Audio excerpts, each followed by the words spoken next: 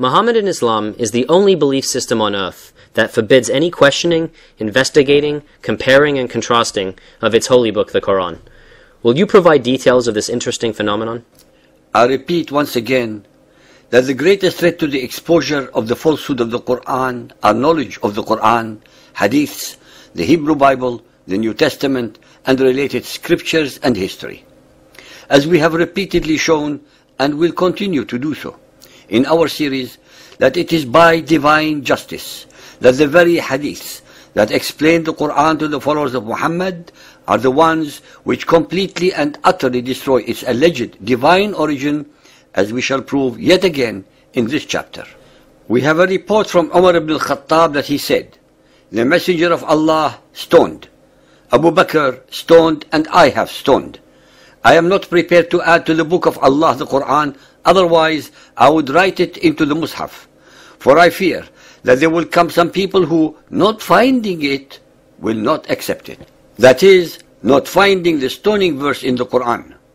Umar summoned a group of the Muhajirs and the Ansar and inscribed their testimony on the margin of the Mus'haf.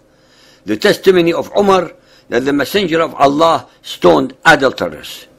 Muhammad bin Abu Bakr, Shamsul Imam Sarakhshi reports, Umar said from the pulpit, and part of what was revealed in the Quran read, "The Shaykh and the Shaykha, when they fornicate, stone them outright." Some will repudiate this, and that men would say, Umar has added to the book of Allah. I will write it on the margin of the Mus'haf. If Umar knew about such a verse or surah, then why is it not in the Quran? Where did it used to be in the Quran? Ubay asked Zir bin Hubays, "How many verses do you recite in Surah 33 Al-Ahzab?" Zir replied, 73 verses. Ubay asked if that was all. "I have seen it," he said, "when it was the same length as Al-Baqarah of 286 verses. It contained the words, 'The Shaykh and the Shaykha, when they fornicate, stone them outright as an exemplary punishment from Allah. Allah is might and wise.'" Ubay said, "It used to equal the length of Surah Al-Baqarah, and we used to recite it in Ahzab 33, the stoning verse."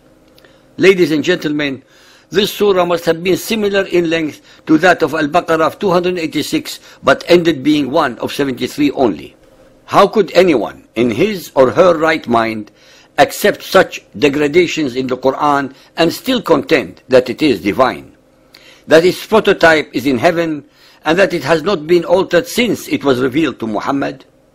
Is the prototype also truncated, perverted, and tampered with? What answers can the followers of Muhammad conjure up to explain away these catastrophic facts? Al-Ahzab 33 was identified as the surah originally containing the stoning verse, and in addition to Ubay and Abu Musa, Aisha reports that Ahzab used to be recited in the lifetime of the Prophet as having 200 verses, but when Uthman wrote out the Mus'hafs, all they could find was its present length. Aisha explains how the wording came to be omitted from the Mus'haf. The stoning verse and another verse were revealed and recorded on a sheet, Sahifa, which was placed for safekeeping under her bedding. When the Prophet fell ill and the household were preoccupied with nursing him, a domestic animal got in from the yard and gobbled up the sheet. Ibn Abbas said, had Ibn Adam possessed 2 wadis of pelf, he would have desired a third.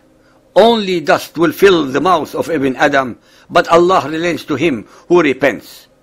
Umar asked, "What is this?" Ibn Abbas replied that Ubay had instructed him to recite it. Umar took Ibn Abbas to confront Ubay. Umar said, "We don't say that." Ubay insisted that the Prophet instructed him. Umar asked him, "Shall I write it into the Mus'haf in that case?" This too is not written in the Quran. Burayd claims to have heard the Prophet recite Ibn Adam at prayer.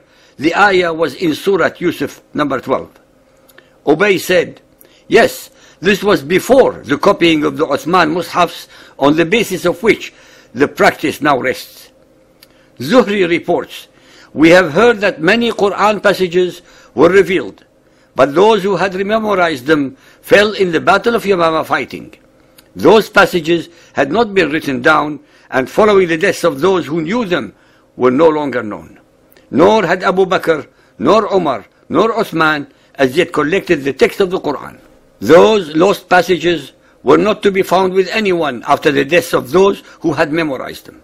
This was one of the considerations which impelled the Muhammadans to pursue the Quran during the life of Abu Bakr, committing it to sheaths for fear that there should perish in further theaters of war men who bore much of the Quran, which they would take to the grave with them on their fall, and which, with their passing, would not be found with any other. There is no doubt that this verse was removed from the Quran because it alleged that those who died met with Allah, which is contrary to the Muhammadan doctrine that no human can meet face to face with Allah. The extreme Shia, the Rafidis, allege that the impious rulers of Muhammadan Islam had expunged from the Mus'haf some 500 verses, including those which most unambiguously marked out Ali as the appointed successor to the Prophet. The rebels against Uthman, justifying their revolt, enumerated amongst their grievances their resentment at his having expunged the Mus'hafs. All the above are only a small ripple in a tsunami of such abrogations, missing verses, missing surahs, added verses, and interloped surahs that can never be attributed to any omniscient divinity. Contrary to all the allegations and dogma of the followers of Muhammad, the Quran that we have today is not the same that was allegedly revealed to Muhammad, but has been repeatedly and deliberately tampered with to fulfill sectarian agendas. What is extremely relevant to point out is that the ahadith and traditions were written by Muhammad's contemporaries and companions in Arabic, and are the ones that are making these assertions, and not some outsiders or enemies to the faith of Muhammadan Islam.